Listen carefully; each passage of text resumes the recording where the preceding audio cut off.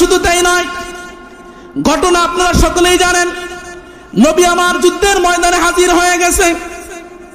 যুদ্ধের ময়দান থেকে আল্লাহর নবী বাড়িতে ফিরতেছেন। সাহাবায়ে কেরাম একটু দূরে অবস্থান করছে। আল্লাহর নবী সাহাবায়ে কেরামদের থেকে একটু দূরে একটা গাছের নিচে অবস্থান করছে। আল্লাহর নবী বিশ্রাম করতেছেন, ঘুমাইতেছেন। আল্লাহর নবীর হাতের তরবারিটা আল্লাহর নবী পাশে রেখে আল্লাহর নবী ঘুমাইতেছেন। আল্লাহর নবীর তরবারিটা একজন ইহুদি এসে হাতে নিছে। হাতে নিয়ে আল্লাহর নবীকে বলতেছে, ইয়া মুহাম্মদ মাইয়াম নাউকা মিন্নি, ও মুহাম্মদ তুমি বলো এই মুহূর্তে আমার হাত থেকে তোমাকে কে রক্ষা করবে, কারণ তরবারি তো আমার হাতে। আল্লাহর নবী সাল্লাল্লাহু আলাইহি ওয়াসাল্লাম বললেন, ওয়াল্লাহু ইয়ামনাউনি, আল্লাহ পাক রব্বুল আলামিন আমাকে রক্ষা করবে। তুমি আমাকে মারতে পারবে না, তুমি আমার চুল পরিমাণ ক্ষতি করতে পারবে না, কারণ আল্লাহর হুকুম ছাড়া একটা গাছের পাতাও নড়ে না, তুমি কিছুই করতে পারবে না। মুসলমান ভাইরা আমার, আল্লাহর নবী যখনই বললেন তুমি কিছুই করতে পারবে না, আমার আল্লাহ আমাকে রক্ষা করবে, সঙ্গে সঙ্গে ইহুদির হাত থেকে তরবারিটা পড়ে গেল। নবী আমার তরবারিটা হাতে নিয়ে বলতেছে, ও ইহুদি, তোমার হাতে যখন তরবারি ছিল তুমি তরবারি দিয়ে আমাকে ভয় দেখিয়েছো, তুমি আমাকে বলছো কে তোমাকে আমার হাত থেকে বাঁচাবে। ইহুদি এখন বলো তরবারি যেহেতু আমার হাতে, এবার বলো আমার হাত থেকে তোমাকে কে বাঁচাবে। ইহুদির ভিতরে তো আর ঈমান নাই। ইহুদি বলতেছে, মুহাম্মদ আপনি তো বাঁচাইতে পারেন। আল্লাহর নবী বলেন, না না না, বাঁচানোর ক্ষমতা আমার নাই, মারার ক্ষমতা আমার নাই, সব ক্ষমতার মালিক কার? চিল্লায় বলেন। আল্লাহর নবী বললেন, আমি তোমাকে বাঁচাইতে পারবো না, আমি তোমাকে মারতেও পারবো না, কোনো ক্ষমতা আমার হাতে নাই। তবে তুমি শুনে রেখো, আমি তোমাকে ছেড়ে দিলাম, আমি তোমাকে কিছুই করব না। তুমি আমাকে মারার ধমক দিয়েছো, তুমি আমাকে মারার হুমকি দিয়েছো, তবে আমি তোমাকে মারার হুমকিও দিচ্ছি না, আমি তোমাকে কিছুই বললাম না, আমি তোমাকে ছেড়ে দিলাম। চিল্লায় বলেন সুবহানাল্লাহ। ভাইরা আমার, বন্ধুরা আমার, নবী আলাইহিস সালাতু ওয়াস সালামের এই সুন্দর চরিত্র দেখে ইহুদিও সঙ্গে সঙ্গে মুসলমান হয়ে গেছে। বুঝাইতে চাই, আল্লাহ তাআলার প্রিয় বান্দারা মানুষের সঙ্গে দুর্ব্যবহার করে না, খারাপ মানুষের সঙ্গেও আল্লাহর প্রিয় বান্দারা সব সময় ভালো ব্যবহার করে। এটা হচ্ছে আল্লাহ তাআলার প্রিয় বান্দার 2 নম্বর গুণ। 3 নম্বর গুণ, আল্লাহ তাআলা বলেন, আল্লাযীনা ইয়াবিতুনা লিরাব্বিহিম সুজদাও ওয়া কিয়ামা। আল্লাহ বলেন আমার প্রিয় বান্দারা রাত কাটায় আল্লাহ তাআলার জন্য সিজদার মাধ্যমে অথবা দাঁড়িয়ে। অর্থাৎ আল্লাহ বলেন আমার প্রিয় বান্দারা সারা রাত কখনো ঘুমায় না। ও মুসলমান, দুনিয়ার জমিনে আল্লাহর প্রিয় বান্দা যারা নয় তারা সারা রাত ঘুমায়। আল্লাহ বলেন আমার প্রিয় বান্দা সারা রাত কখনো ঘুমাইতে পারে না। আল্লাহর প্রিয় বান্দারা কিন্তু সারা রাত ঘুমায় না। আল্লাহ তাআলার প্রিয় বান্দারা সারাদিন নিজ কর্মে ব্যস্ত থাকে, আল্লাহ তাআলাকে ডাকার সুযোগ পায় না। আল্লাহ বলেন আমার প্রিয় বান্দারা রাত যত গভীর হয় আমাকে ডাকার পরিমাণ তত বেড়ে যায়। চিল্লায় বলেন সুবহানাল্লাহ। এ মুসলমান ভাইরা আমার, আল্লাহ তাআলার প্রিয় বান্দা হতে হলে সারা রাত ঘুমানো যাবে না রে মুমিন। রাতের কিছু অংশে আল্লাহর গোলামি করতে হবে, রাতের কিছু অংশে নামাজ পড়তে হবে, রাতের কিছু অংশে সিজদা করতে হবে, রাতের কিছু অংশে কোরআনুল কারীমের তিলাওয়াত করতে হবে, রাতের সময়টাকে ইবাদতে লিপ্ত করতে হবে। আল্লাহ পাক রব্বুল আলামিন বলেন, তাতাজাফা জুনুবুহুম আনিল মাদাজি' ইয়াদউনা রাব্বাহুম খাওফান ওয়া তামাআ ওয়া মিম্মা রাযাকনাহুম ইউনফিকুন। আল্লাহ তাআলা বলেন আমার প্রিয় বান্দার পার্শ্ব দেশ কখনো বিছানার সঙ্গে লেগে থাকতে পারে না। আল্লাহ তাআলার প্রিয় বান্দাদের পার্শ্ব দেশ সব সময় গভীর রজনীতে বিছানার সঙ্গে লেগে থাকে না। আল্লাহ তাআলার প্রিয় বান্দারা বিছানা থেকে উঠে আল্লাহ তাআলার কদমে সিজদা করে, তাহাজ্জুদ নামাজ পড়ে, জিকির আজকার করে। আল্লাহর প্রিয় বান্দারা রাতকে ইবাদতে পরিণত করে।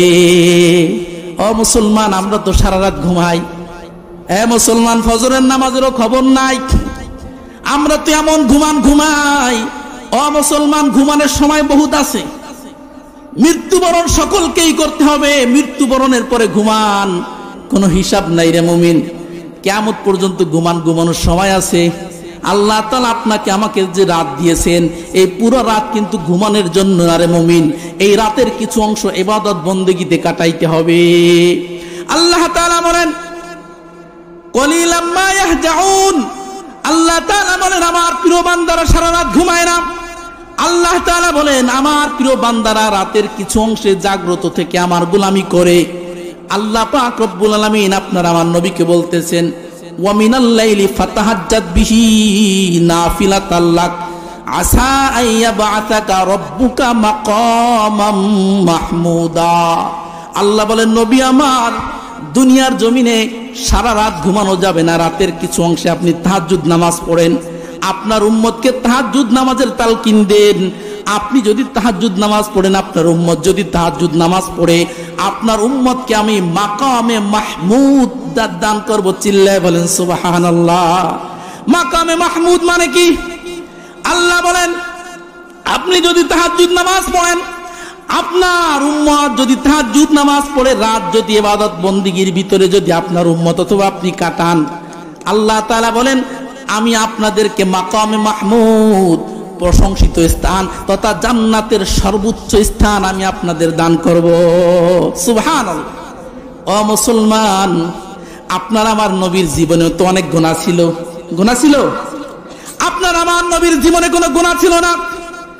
এরপরও আল্লাহ নবী সাল্লাল্লাহু আলাইহি ওয়াসাল্লাম কিন্তু সারা রাত ঘুমাইতেন না রে মুমিন। সারা রাত আল্লাহ নবী কি করতেন? আম্মা জান আয়েশা সিদ্দিকা রাদিয়াল্লাহু তাআলা আনহাকে জিজ্ঞাসা করা হলো, ও আম্মা জান আপনি একটু বলেন আল্লাহ নবী সারা রাত কি করত? আম্মা জান আয়েশা সিদ্দিকা রাদিয়াল্লাহু তাআলা আনহা বলেন কানা রাসূলুল্লাহ সাল্লাল্লাহু আলাইহি ওয়াসাল্লাম ইয়াকুমু মিনাল লাইল। আল্লাহর রাসূল গভীর রজনী পর্যন্ত জাগ্রত থাকতেন। ইয়াকুমু মিনাল লাইল, আল্লাহর নবী সারা রাত ঘুমাইতেন না।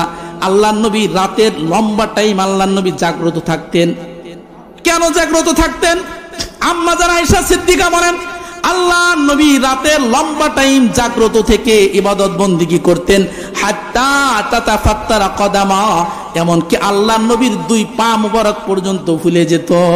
সুবহানাল্লাহ। আল্লাহর নবীর জীবনে কোনো গুনাহ নাই। যার জীবনের সামনের পিছনের সব গুনাহ আল্লাহ মাফ করে দিয়েছেন, ওই নবী সারা রাত কিন্তু ঘুমাইতেন না। ওই নবী রাতের লম্বা টাইম ইবাদত বন্দেগীর মাধ্যমে কাটাইতেন। সারা রাত দাঁড়িয়ে দাঁড়িয়ে আল্লাহর সামনে দাঁড়িয়ে থাকতেন, তাহাজ্জুদ নামাজ পড়তেন, কোরআনুল কারীম দাঁড়িয়ে দাঁড়িয়ে তিলাওয়াত করতেন। এই লম্বা সময় দাঁড়িয়ে থাকার কারণে নবী আলাইহিস সালাতু ওয়াস সালামের পা মোবারক ফুলে যেত। এ মুসলমান ভাইরা আমার, আমরা তো ওই নবীর উম্মত, উম্মতে মুহাম্মদী বলে বলে দাবি করি। নিজেদেরকে বড় গর্বের সঙ্গে বলি আমি উম্মতে মুহাম্মদী, কিন্তু উম্মতে মুহাম্মদীর কি আমাদের ভিতরে আছে? এ মুসলমান, নবীর আদর্শ কি আমাদের ভিতরে আছে? নবীর আদর্শ আমাদের মাথা থেকে পা পর্যন্ত কোথাও খুঁজলে পাওয়া যায় না। আমরা শুধু নামে উম্মতে মুহাম্মদী। ও মুসলমান, নামে উম্মতি মুহাম্মদী হলে কাজ হবে না, বাস্তবে কাজে পরিণত করে দেখাইতে হবে যে আমরা উম্মতে মুহাম্মদী। আল্লাহর নবী সাল্লাল্লাহু আলাইহি ওয়াসাল্লামের কাছে এক সাহাবী এসে হাজির হয়ে গেছে। ইয়া রাসূলুল্লাহ, ইয়া হাবিবাল্লাহ, অমুক ব্যক্তি ফজর পর্যন্ত ঘুমায়। আল্লাহর নবী বলেন যেই লোকটা ফজর পর্যন্ত ঘুমায়, বালা শাইতানু ফি উযনাইহি, ওর দুই কানে শয়তান প্রস্রাব করেছে। চিল্লায়ে বলেন নাউজুবিল্লাহ। আল্লাহর নবী বলেন ফজর পর্যন্ত ঘুমায় মানে কি? ফজরের নামাজ পড়ে। আল্লাহর নবী বলেন যেই ব্যক্তি ফজরের নামাজ পড়ে মানে ফজরের আযান পর্যন্ত ঘুমায়। আল্লাহর নবী বলেন সারা রাত ইবাদত বন্দেগী করে না, শুধুমাত্র ফজরের নামাজের সময় ওঠে। তার ব্যাপারে আল্লাহর নবী বলছেন বালা শাইতানু ফি উযনাইহি, তার দুই কানে শয়তান প্রস্রাব করেছে। আমার তো মনে হয় এই সমাজের যুবক যারা আছে ওরা তো ফজরের নামাজও পড়ে না। আমার মনে হয় ওদের কানে শয়তান প্রস্রাব করে না, শয়তান মনে হয় পায়খানাও করে দেয়। এ মুসলমান, আমাদের সমাজের যুবকরা ফজরের নামাজই তো পড়ে না, অথচ আল্লাহর নবী বলেন ফজর পর্যন্ত যে ব্যক্তি ঘুমাইলো তার দুই কানে শয়তান প্রস্রাব করলো। অথচ আমাদের এই সমাজের যুবক ফজরের নামাজই তো পড়ে না। এ মুসলমান ভাইরা আমার, তাহলে আল্লাহ তাআলার প্রিয় বান্দাদের একটি বৈশিষ্ট্য, আল্লাহ তাআলার প্রিয় বান্দারা সারা রাত ঘুমাইতে পারে না। আল্লাহর প্রিয় বান্দারা রাতের কিছু অংশে তাহাজ্জুদ নামাজ পড়ে। এ বৃদ্ধ বাবাজিরা আমার, শুধু আপনি তাহাজ্জুদ নামাজ পড়লেই হবে না, আম্মা জানকে নিয়েও তাহাজ্জুদ নামাজ পড়তে হবে। ও যুবক ভাই, শুধু নিজে তাহাজ্জুদ নামাজ পড়লে হবে না, আপনার পরিবারের প্রত্যেকটা সদস্যকে নিয়ে তাহাজ্জুদ নামাজ পড়তে হবে। আল্লাহর নবী সাল্লাল্লাহু আলাইহি ওয়াসাল্লাম দোয়া করেছেন, রহিমাল্লাহু ইমরান। আল্লাহর নবী ওই যুবকের জন্য, ওই বাবার জন্য আল্লাহর নবী দোয়া করেছেন, কামা মিনাল লাইল, যেই পুরুষ গভীর রজনীতে ঘুম থেকে উঠে গেল, ওয়া আইকাযা আহলাহা, এবং নিজের পরিবারকেও ডাকলো। নিজে ঘুম থেকে ওঠার পরে নিজের পরিবারকেও ঘুম থেকে জাগাইলো তাহাজ্জুদ নামাজের জন্য। আল্লাহর নবী বলেন, ফাইন আওয়াত, যদি কারো স্ত্রী তাহাজ্জুদ নামাজে উঠতে অস্বীকৃতি জানায়, আল্লাহর নবী বলেন, তাহলে প্রত্যেকটা স্বামীর উচিত স্ত্রীর চেহারায় পানি ছিটিয়ে দেওয়া। সুবহানাল্লাহ, কত মুহাব্বতের আমল। ও মুসলমান, আমরা আমাদের স্ত্রীদেরকে কিভাবে ডাকতে হয় তাও তো জানি না। এখানে সুন্দর একটা পয়েন্ট, স্ত্রীদেরকে কিভাবে ডাকতে হবে। আপনার স্ত্রী ঘুমিয়ে আছে, আপনার স্ত্রী নামাজ পড়ে না, আপনার স্ত্রীকে কেমনে ডাকবেন? আল্লাহর নবী বলেন, স্বামী যখন ঘুম থেকে উঠবে, স্ত্রীকেও স্বামী যদি ডাকে, ডাকার পরে স্ত্রী যদি উঠতে না চায়, আল্লাহর নবী বলেন স্বামীর করণীয় হচ্ছে স্বামী স্ত্রীর মুখে পানি ছিটিয়ে দিবে। সুবহানাল্লাহ। আল্লাহর নবী বলেন, ও রহিমাল্লাহু ইমরাতান, আল্লাহর নবী বলেন ওই নারীর উপরে আল্লাহ তাআলা যেন রহমত বর্ষিত করেন, যেই নারী নিজে ঘুম থেকে ওঠে, কামাত মিনাল লাইল, যেই নারী গভীর রজনীতে ঘুম থেকে ওঠে, ওঠার পরে নিজের স্বামীকে ডাক দেয়, স্বামী আমার, আপনি ওঠেন, তাহাজ্জুদ নামাজ পড়েন, ফজরের নামাজ পড়েন। স্বামীকে ডাকার পরে স্বামী যদি অস্বীকৃতি জানায়, স্বামী যদি ঘুম থেকে উঠতে না চায়, আল্লাহর নবী বলেন তার স্ত্রীর দায়িত্ব হচ্ছে স্বামীর মুখে পানি ছিটিয়ে দেওয়া। সুবহানাল্লাহ। তাহলে নবীর আমলের ভিতরে বন্ধুত্ব এবং ভালোবাসাও বৃদ্ধি পায়। এই আমলটা করে দেখেন, আপনার স্ত্রীকে বকাবকি না করে আজ থেকে আমল শুরু করবেন। আপনার স্ত্রীকে কয়েকবার ডাকবেন, না উঠলে পানি ছিটিয়ে দিবেন। এটা নবী আলাইহিস সালাতু ওয়াস সালামের একটি আমল। ভাইরা আমার, বন্ধুরা আমার, তাহলে বলতেছিলাম আল্লাহ তাআলার প্রিয় বান্দার 3 নাম্বার বৈশিষ্ট্য হলো, আল্লাহ তাআলার প্রিয় বান্দারা রাতের কিছু অংশে তাহাজ্জুদ নামাজ পড়ে। আমরা পড়বো তো তাহাজ্জুদ নামাজ। অনেকে আবার কয়, হুজুর তাহাজ্জুদ নামাজ আবার কোন জগতের হালুয়া? অনেকে তাহাজ্জুদ নামাজ কাকে বলে এটা চেনেই না। মুসলমান ভাইরা আমার, অবশ্যই আমরা তাহাজ্জুদ নামাজ পড়বো। আল্লাহর প্রিয় বান্দা যারা, তারা তাহাজ্জুদ নামাজ ছাড়া কখনো থাকতে পারে না।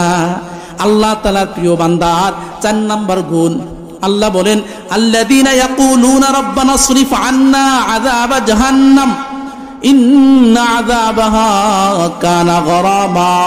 আল্লাহ বলেন, আমার প্রিয় বান্দা যারা, ওরা জাহান্নাম থেকে মুক্তির জন্য আল্লাহ তাআলার কাছে দোয়া করে। সুবহানাল্লাহ। ভাইরা আমার, বন্ধুরা আমার, আল্লাহ তাআলার প্রিয় বান্দা হতে হলে জাহান্নাম থেকে মুক্তির জন্য আল্লাহর কাছে দোয়া করতে হবে। জাহান্নামকে নিজের থেকে দূরে সরানোর জন্য আল্লাহর কাছে দোয়া করতে হবে।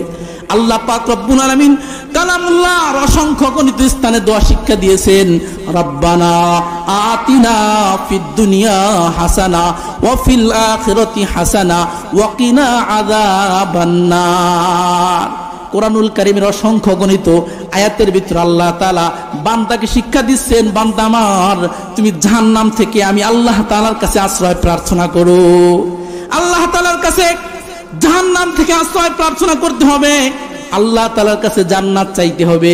আল্লাহর নবী সকাল সন্ধ্যা আল্লাহ তাআলার কাছে জান্নাত চাইতেন, সকাল সন্ধ্যা জাহান্নাম থেকে মুক্তি কামনা করতেন। আল্লাহর নবী সকাল সন্ধ্যা পড়তেন, আল্লাহুম্মা ইন্নী আসআলুকাল জান্নাহ, আল্লাহুম্মা ইন্নী আসআলুকাল জান্নাহ ওয়া আউযু বিকা মিনান নার। রব্বুল আলামিন, আমি আপনার কাছে জান্নাত চাই, আমি আপনার কাছে জাহান্নাম থেকে আশ্রয় প্রার্থনা করি। এই জন্য ফরিদপুরের মুসলমান, নবী আলাইহিস সালাতু ওয়াস সালামের বড় একটি আমল হলো সকালবেলা এবং সন্ধ্যাবেলা প্রতিনিয়ত প্রতিদিন 7 বার করে এই দোয়াটা পড়া, আল্লাহুম্মা ইন্না নাসআলুকাল জান্নাহ ওয়া নাউযু বিকা মিনান নার। অথবা পড়তে পারেন, আল্লাহুম্মা ইন্নী আসআলুকাল জান্নাহ ওয়া আউযু বিকা মিনান নার। যেভাবে পড়েন, এক কথায় আল্লাহ তাআলার কাছে যারা দোয়া পড়তে না পারবেন, তারা অন্তত পক্ষে জবান দিয়ে আল্লাহর কাছে সকাল বিকাল জাহান্নাম থেকে আশ্রয় প্রার্থনা করবেন এবং জান্নাত কামনা করবেন। ভাইরা আমার, বন্ধুরা আমার, কারণ আল্লাহ পাক রব্বুল আলামিনের মতন দয়ালু দুনিয়ার জমিনে কেউ নাই। দুনিয়ার জমিনের মানুষের কাছে চাইলে মানুষ অসন্তুষ্ট হয়, কিন্তু রব্বে কারীম আল্লাহ তাআলার কাছে চাইলে বান্দার প্রতি আল্লাহ তাআলা আরো বেশি খুশি হন। আপনি যদি দুনিয়ার মানুষের কাছে বারবার একটি বিষয় চান, সে রাগ হয়ে যাবে, সে আপনার প্রতি গুসা হয়ে যাবে। কিন্তু আমার আল্লাহ এরকমের না, আল্লাহর কাছে বান্দা যত বেশি চায় আল্লাহ বান্দার প্রতি তত খুশি হয়ে যায়।